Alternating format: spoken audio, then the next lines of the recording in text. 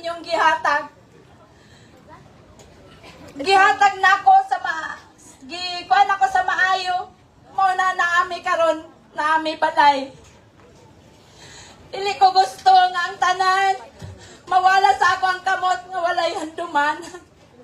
Kay bisan pa man sakita sa kong anak, magamay ug madako, naagyod mi project anak.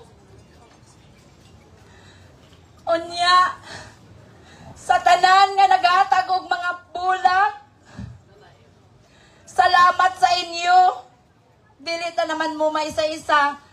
Apan, salamat sa kadagan nga bulak nga niabot sa ako ang anak.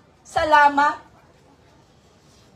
Ang naghatag og mga food, matag adlaw pamaw pa dito pa nihapon.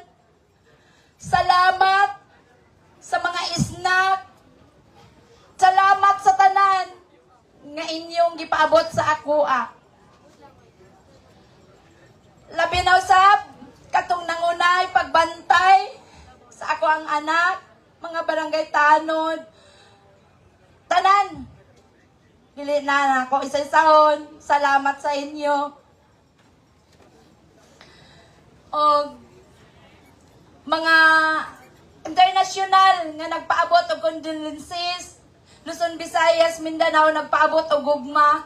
Salamat kaninyo tanan. Ay kung wala inyong gugma sa ako o sa mong pamilya, sa akong anak, mura kong mahugno. Kung maaprihan pa lang among kasing-kasing, dako kayo nga samad, nga murag din na mabalik. Apan tuhod ninyo, kitabangan mi ninyo, aron mi maka-survive ni ini.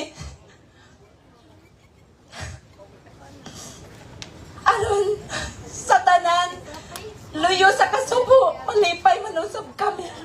Pero bisa kung saan na mong palipay. Ang sakit gyapon. Karon akong giangyo sa inyo, tabangi ko gampo, makakuha kong justice. Ayaw ko ninyo pasagdin.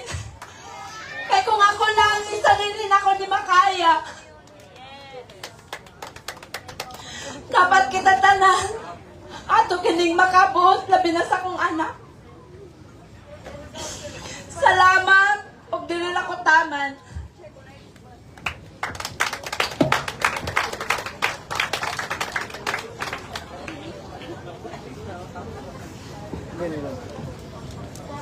Daghang salamat usab sa tanan nga mitambong miduyog ni ining ika-40 Dias